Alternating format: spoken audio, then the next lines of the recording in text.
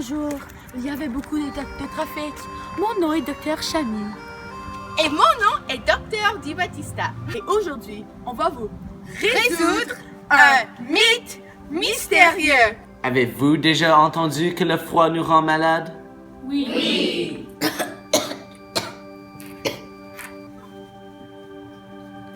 Oui. Faux. La raison que nous sommes plus malades durant l'hiver n'est pas à cause du climat froid. Mais pourquoi?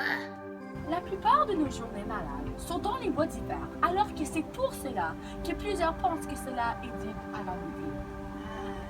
Cependant, les experts restent douteuses. Dans une étude réalisée par l'unité de recherche Common Cold, un groupe de volontaires ont été inoculés avec un virus de rhume, puis divisés en deux groupes. Moitié est conservée dans une pièce chaude, tandis que les autres se sont mouillés dans un couloir après avoir pris un bain.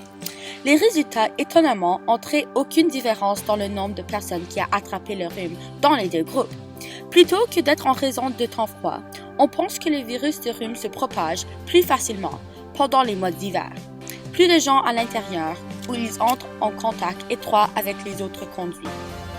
En dépit d'être appelé le froid, les températures plus basses communes ne suffira pas à vous rendre malade. En effet, c'est le contraire. Les cellules qui combattent l'infection dans le corps augmentent si vous sortez dans les conditions froides. Mais attendez, il y a encore plus. Le rhume est le moyen de combattre le stress de congélation de votre corps. De plus, selon l'Institut national des allergies et des maladies infectieuses, le virus du rhume se développe mieux à environ 92 degrés. Si vous êtes à l'extérieur dans le froid, vos narines seront sûrement plus froides que cela. Alors même le common cold implique le mot cold, est responsable pour nos nez rouges et misère de notre gorge qui brûle, n'a rien à voir avec le climat froid. Car à la température du corps, les cellules réagissent avec des défenses sophistiquées, l'envoi de signaux d'avertissement aux cellules non infectées autour d'eux. Ces cellules ont préparé un arsenal de protéines antivirales qui ont utilisé pour détruire le rhinovirus.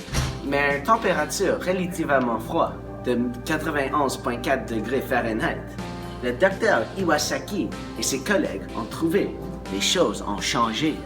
Savez-vous que les cellules voisines seulement réussissent une défense faible, permettant au rhinovirus de les enravir en se multipliant? Ce résultat est une explication de pourquoi les rhinovirus humains pestent à basse température. Dans des conditions froides, le système immunitaire faiblit en quelque sorte.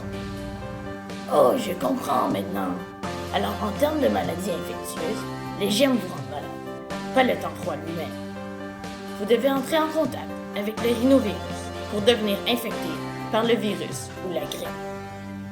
Le pic du rhinovirus est au printemps et à l'automne, non durant l'hiver, où est-ce qu'il fait froid. Oui, vous avez compris la leçon. Je suis très fière de vous. Merci. Est-ce que tu as un médicament? Oui, viens avec moi.